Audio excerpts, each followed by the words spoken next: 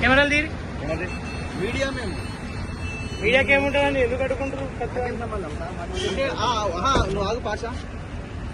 Toll plaza దగ్గర నిలబడి ఎప్పుడు వస్తుందో నా కారణం వెయిట్ చేస్తున్నారంటే ఏం దుర్మార్గం ఇది?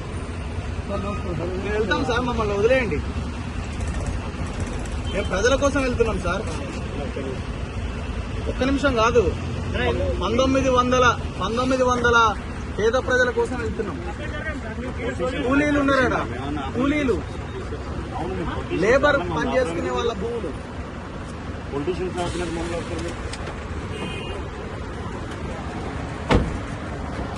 పోనీయండి సార్ మమ్మల్ని, దయచేసి. ఏ రకంగా ఏమవుతుంది హైవే ఏమన్నా మీద మొత్తం ఎట్లా ఆపుకుంటారు? మీరు పక్క జరగండి సార్, ఫస్ట్ పక్క జరగండి సార్. ఫస్ట్ ఏం చేస్తారు?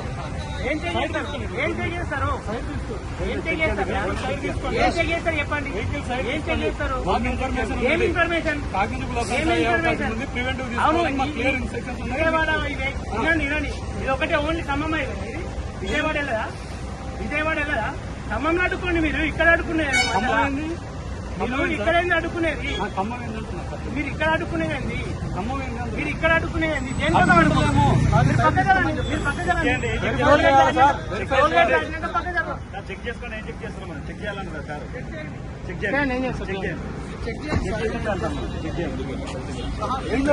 రీజన్ ఏంటో చెప్పండి. రీజన్ చెప్పండి. చెక్ చేయండి. ఏ స్టేషన్ సార్? ఏ స్టేషన్? కేతపల్లి పిఎస్. సరే, మిమ్మల్ని మీకు పైనుంచి ఆర్డర్స్ వచ్చినాయి సార్. ఏమైనా ఆర్డర్స్ వచ్చినాయి? కాగ్నిజిబుల్ అఫెన్స్ అయ్యే అవకాశం ఉన్నది. కాగ్నిజిబుల్ అఫెన్స్ అంటే ఏదంటే లా అండ్ ఆర్డర్ ఇచ్చే అవకాశం. ఎక్కడ? అక్కడ లా అండ్ ఆర్డర్ ఎక్కడ అవుతుంది? ఎక్కడైనా ఇప్పుడు మేము అక్కడికి వెళ్తే లా అండ్ ఆర్డర్ ఇష్యూ ఏంది? పేదోళ్ళ గుడిసెలు కూల కొడుతున్నారని మేము అక్కడికి వెళ్తున్నాము.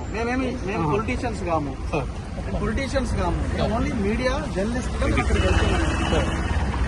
ఇది లా అండ్ ఆర్డర్ ఇష్యూ ఎట్లా అవుతుంది? చరిత్రలో మొదటిసారి అనుకుంటా జర్నలిస్టులు లా అండ్ ఆర్డర్ ఇష్యూ వస్తుందని చెప్పడం. చరిత్రలో మొదటిసారి.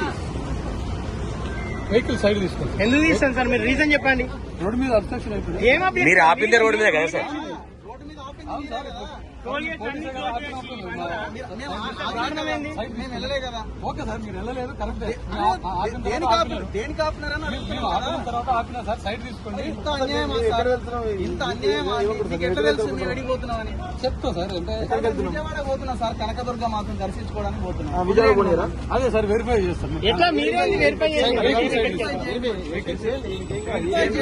అరే ఏం అన్యాయం! ఎక్కడ పోతున్నామో నీకే తెలిసి సార్. అర్థం కాదు. ఎట్లా వస్తారు మీరు? తుమ్మల నాగేశ్వరరావు ఖబర్దార్, మీ వ్యవహారం ఏంటి? విషయం ఏంటంటే, ఉదయమే పొంగులేటి శ్రీనివాసరెడ్డి ఇంటికి పాషం యాదగిరి గారు, ఇంకా ఈ ఓపీడీ గారు, గ్రామీణ పేదల సంఘం సంబంధించిన వాళ్ళు రెవెన్యూ మినిస్టర్ దగ్గరికి పోతే, రెవెన్యూ మినిస్టర్ ఏం ఆన్సర్ చేసిందంటే, నాకు తెలియకుండా ఖమ్మం జిల్లాలో ఈ కూర్చివేతలు ఎట్లా జరుగుతున్నాయని కలెక్టర్ ఫోన్ చేసిండు. రియల్ ఎస్టేట్ మాఫియా తోటి, దొంగలతోటి కలెక్టర్ కుమ్మక్కైంది ఇక్కడ. తుమ్మల నాగేశ్వరరావు కుమ్మక్కైంది ఇక్కడ. చరిత్రలో, తెలంగాణ చరిత్రలో లేదు మీడియాని అడ్డుకొని మీ వల్ల లా అండ్ ఆర్డర్ ఇష్యూ వస్తుందని చెప్పడం. ఏం దారుణం ఇది? టోల్ గేట్, ఏం టోల్ గేట్ ఇది? కొర్లపాడు టోల్ గేట్ దగ్గర రెడీగా నిలబడ్డారు, నా కారు ఎప్పుడు వస్తుందా అని. వచ్చా అని 10 మంది పోలీసులు ముందుకు వచ్చారు. ఏం ఘోరం ఇది? రెవెన్యూ మంత్రికి తెలవకుండా 1000 గుడిసెలు, 10,000 మంది పోలీసులను పెట్టి కూలగొడుతుంటే కనీసం మీడియా వెళ్ళి కవర్ చేయొద్దట. మళ్ళీ ఏంది? మళ్ళీ మేము యూట్యూబ్, అసలు మీ ఆలోచనలు మేము లెక్క కూడా కాదు కదా. TV9, NTV, TV5 పెద్ద ఛానల్స్ ఉన్నాయి. పోతే నన్ను ఎందుకు అడ్డుకున్నావు? నువ్వు కూడా ఇందులో పాత్రధారివే.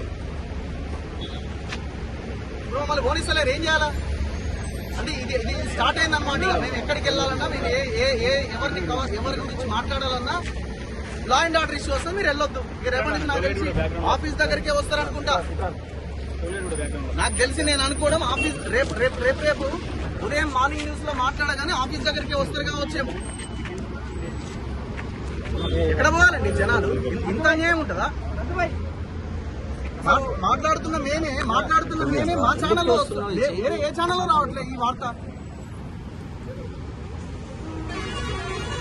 మేము మీరు అరెస్ట్ చేస్తారా చేయండి. ఇప్పుడు మేము ఏడిపోతున్నాను మీకు ఎట్లా తెలుసు?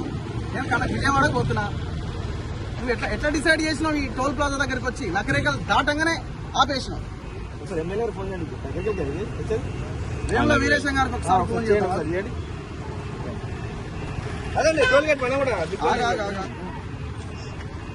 అన్ని టోల్ గేట్లు క్లోజ్ చేసి కేవలం ఒకటే ఈజీగా దొరకాలని. అన్ని క్లోజ్ చేసి ఒకటే వే పెట్టి ఏడాది ముసలాన్ని పట్టుకుందామని చూస్తున్నారు. అరే దొంగలని పట్టుకోండి భయ్, దొంగలని పట్టుకోండి. ఉమ్మల నాగేశ్వరరావుని అరెస్ట్ చేయండి. కొడుకు అల్లుని పేరుతోండి మొత్తం వాడు 8 మంది కమ్మోళ్ళు కలిసి తెలంగాణ భూముల మీద పడ్డారు. భూదాన్ భూముల మీద పడ్డారు. అరే 1954 పహానీలు ఆ భూములు భూదాన్ భూములు అని చెప్తున్నది. భూదాన్ యజ్ఞ బోర్డు 62 ఎకరాలు ఆ పేదలకు ఇచ్చేసింది ఇళ్ల స్థలాలు. రెవెన్యూ వాళ్ళు వాళ్ళకి కేటాయింపు చేసి లేఅవుట్ చేసి మొత్తం ఇవ్వాల్సింది పోయి 10 ఏళ్లుగా గుడిసెలేస్తున్న వాళ్ళని అన్యాయంగా రోడ్డు పాలు చేస్తున్నారే. అసలు అక్కడ తప్పే జరుగుతలే అన్నప్పుడు రేవంత్ రెడ్డి నువ్వు ఇంత పెద్ద మొగోనివని నేను అనుకోలేదు నాయన. ఇంత పెద్ద దార్కాడు అని నేను అనుకోలే. నువ్వు మమ్మల్ని అడ్డుకుంటే ఏమొస్తుందా బాబు? పొంగులేటి శ్రీనివాసరెడ్డి తెలవకుండా జరుగుతుందా రెవెన్యూ మంత్రికి? రెవెన్యూ మంత్రి అంటున్నాడు అక్కడికి వెళ్ళిన వాళ్ళ కలెక్టర్ కాన్ఫరెన్స్ కలుపుతా అంటున్నాడు. కలెక్టర్ లేదు సార్ మీకు గతంలో 6 నెలల కింద చెప్పినా అంటున్నట. మరి ఇప్పుడు చెప్పాలి కదా, 6 నెలల కింద ఎట్లా చెప్తామనంటే సైలెంట్ ఉన్నాడు, మాటలు లేవు. ఇప్పుడు మొత్తం పోలీసులు ఏం చెప్పండి, ఇక్కడ ఎంతసేపు ఆపుతారు చెప్పండి, మీరన్నా చెప్పండి. అడ్డుకొని మీరు ఆగండి, మీ వల్ల లా అండ్ ఆర్డర్ ఇష్యూ వస్తారు. మేము రాళ్ళు ఉన్నాయా మరి అందులో చెక్ చేసుకోండి. ఏం ఘోరం ఇది, ఏం అన్యాయం ఇది. ఎక్కడ ఉన్నాం? తెలంగాణలో ఉన్నామా? 1000 కుటుంబాలని ఆగం చేసిన రేవంత్ పోతే నన్ను ఎందుకు అడ్డుకున్నావు? నువ్వు కూడా ఇందులో పాత్రధారివే. ఇప్పుడు మమ్మల్ని పోలీసులు ఏం చేయాలా అంటే ఇది స్టార్ట్ అయిందన్నమాట. మేము ఎక్కడికి వెళ్ళాలన్నా, మేము ఎవరి గురించి మాట్లాడాలన్నా లా అండ్ ఆర్డర్ ఇష్యూ వస్తే మీరు వెళ్ళొద్దు. రేపటి నుంచి నాకు తెలిసి ఆఫీస్ దగ్గరికే వస్తారనుకుంటా. నాకు తెలిసి నేను అనుకోవడం ఆఫీస్ రేపు ఉదయం మార్నింగ్ న్యూస్ లో మాట్లాడగానే ఆఫీస్ దగ్గరికే వస్తారు కావచ్చేమో. ఎక్కడ పోవాలండి జనాలు? ఇంత అన్యాయం ఉంటుందా?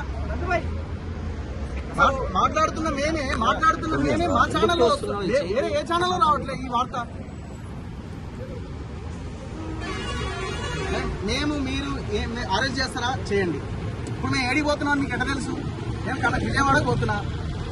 నువ్వు ఎట్లా డిసైడ్ చేసినావు? ఈ టోల్ ప్లాజా దగ్గరికి వచ్చి నకరేకలు దాటంగానే ఆపేసినావు. ఎమ్మెల్యే ఫోన్ చేయండి. వేముల వీరేశం గారికి ఒకసారి ఫోన్ చేయండి. అదే టోల్ గేట్ పైన కూడా అన్ని టోల్ గేట్లు క్లోజ్ చేసి కేవలం ఒకటే ఈజీగా దొరకాలని. అన్ని క్లోజ్ చేసి ఒకటే వే పెట్టి ఏడాది ముసలాన్ని పట్టుకుందామని చూస్తున్నారు. అరే దొంగలని పట్టుకోండి భయ్, దొంగలని పట్టుకోండి. ఉమ్మల నాగేశ్వరరావుని అరెస్ట్ చేయండి. కొడుకు అల్లుని పేరుతోండి మొత్తం వాడు 8 మంది కమ్మోళ్ళు కలిసి తెలంగాణ భూముల మీద పడ్డారు. భూదాన్ భూముల మీద పడ్డారు. అరే 1954 పహానీలు ఆ భూములు భూదాన్ భూములు అని చెప్తున్నది. భూదాన్ యజ్ఞ బోర్డు 62 ఎకరాలు ఆ పేదలకు ఇచ్చేసింది ఇళ్ల స్థలాలు. రెవెన్యూ వాళ్ళు వాళ్ళకి కేటాయింపు చేసి లేఅవుట్ చేసి మొత్తం ఇవ్వాల్సింది పోయి 10 ఏళ్లుగా గుడిసెలేస్తున్న వాళ్ళని అన్యాయంగా రోడ్డు పాలు చేస్తున్నారే. అసలు అక్కడ తప్పే జరుగుతలే అన్నప్పుడు రేవంత్ రెడ్డి నువ్వు ఇంత పెద్ద మొగోనివని నేను అనుకోలేదు నాయన. ఇంత పెద్ద దార్కాడు అని నేను అనుకోలే. నువ్వు మమ్మల్ని అడ్డుకుంటే ఏమొస్తుందా బాబు? పొంగులేటి శ్రీనివాసరెడ్డి తెలవకుండా జరుగుతుందా రెవెన్యూ మంత్రికి? రెవెన్యూ మంత్రి అంటున్నాడు అక్కడికి వెళ్ళిన వాళ్ళ కలెక్టర్ కాన్ఫరెన్స్ కలుపుతా అంటున్నాడు. కలెక్టర్ లేదు సార్ మీకు గతంలో 6 నెలల కింద చెప్పినా అంటున్నట. మరి ఇప్పుడు చెప్పాలి కదా, 6 నెలల కింద ఎట్లా చెప్తామనంటే సైలెంట్ ఉన్నాడు, మాటలు లేవు. ఇప్పుడు మొత్తం పోలీసులు ఏం చెప్పండి, ఇక్కడ ఎంతసేపు ఆపుతారు చెప్పండి, మీరన్నా చెప్పండి.